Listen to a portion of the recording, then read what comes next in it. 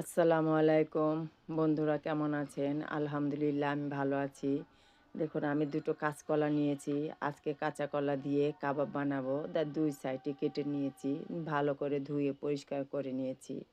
এটা এখন আমি সিদ্ধ করে নিব ভালো করে। দেখুন কাঁচা কলা ২ টো সিদ্ধ হয়ে গেছে। এখন আমি নামিয়ে ঠান্ডা করে নিব। আর এদিকে ১ টুকরো মুরগির মাংস নিয়েছি। সেখানে একটু দিয়ে দিলাম লবণ আর সামান্য পরিমাণে একটু আদা আর রসুন বাটা। এটা দিয়ে আর একটু দিয়ে দিব পানি। পানিটা দিয়ে মাংসটা সিদ্ধ করে নিব।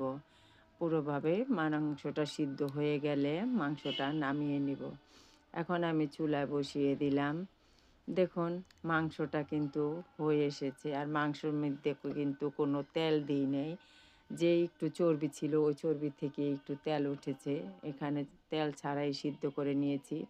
এখন মাংসটা ঠান্ডা করে এটা হাত দিয়েই ছিঁড়ে নিব। আর এখানে কাঁচা কলা ২ টো হালকা কুসুম গরম থাকা অবস্থায় ভর্তা করে নিতে হবে। আর এখানে এক করে মসলা দিয়ে দিব এখন। দিয়ে দিলাম পেঁয়াজ কুচি আর এখানে দিলাম বেসন। আপনারা ইচ্ছে করে বুটের ডাল বাটাটাও দিতে পারেন সিদ্ধ করে। আমার হাতে যেটা ছিল ওটাই দিলাম। আর এখানে এই যে মাংসটাও দিয়ে দিলাম। মাংসটা দিয়ে এটার উপরে দিয়ে দিব কাঁচামরিচ আর ধনিয়া পাতা। এটা খেতে কিন্তু খুবই অসাধারণ। একবার হলেও খেয়ে দেখবেন।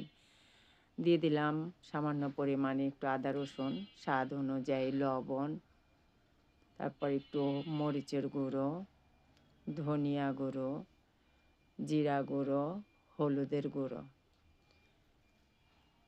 এখন দিয়ে দেবে একটু গরম মশলার গুঁড়ো আর হচ্ছে এখানে কাবাব মশলা। এখন এটা সাথে দিয়ে দেবে একটু বিস্কিটের গুঁড়ো আর দিয়ে দিলাম একটা ডিম। বিস্কিটের গুঁড়ো আপনারা ইচ্ছে করলে দিতেও পারেন, আবার নাও দিতে পারেন, স্কিপ করতে পারেন।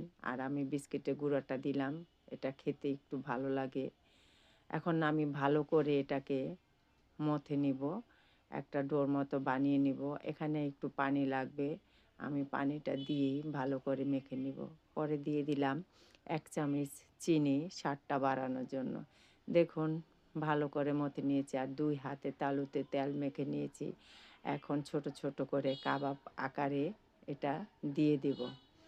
দেখুন এটা এইভাবে গোল গোল করে কাবাব আকারে বানিয়ে নিলাম। এভাবে সবগুলো একসাথেই কাবাবগুলো বানিয়ে নিব। দেখুন বানানো হয়ে গেছে কাবাবগুলো। কত সুন্দর দেখাচ্ছে। এখন কড়াইতে তেল আগেই দিয়ে দিয়েছি আর তেলটাও গরম হয়ে গেছে। এখন একটি একটি করে দিয়ে দিব। আর এটা কিন্তু একটু অল্প আঁচেই ভাজতে হবে। দেখুন এক পিঠ হয়ে গেছে ভাজা। এখন আমি উল্টিয়ে নিব।